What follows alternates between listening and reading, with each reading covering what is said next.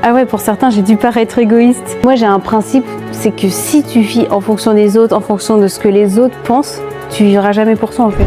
Hello, moi c'est Romane. À 20 ans, j'ai décidé de partir seule à l'étranger et tous les dimanches, je répondrai à une de vos questions.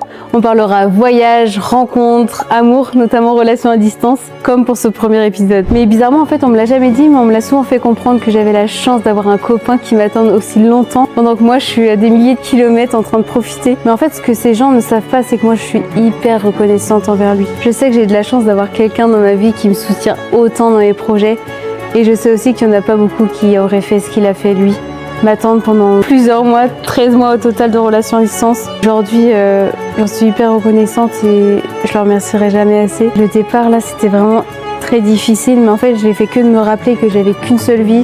J'avais mes projets, j'avais mes rêves aussi. En fait, j'ai pas envie d'attendre d'être à la retraite pour voyager, pour rencontrer du monde, pour parler anglais, allemand et pour avoir une bonne place aussi parce que je le fais aussi pour mon avenir. Le fait aussi de lui avoir expliqué tout ça, tout ce que je ressens, et ben ça a aidé aussi pour le fait qu'il accepte ma décision et qu'il me soutient à fond aussi dans mes projets.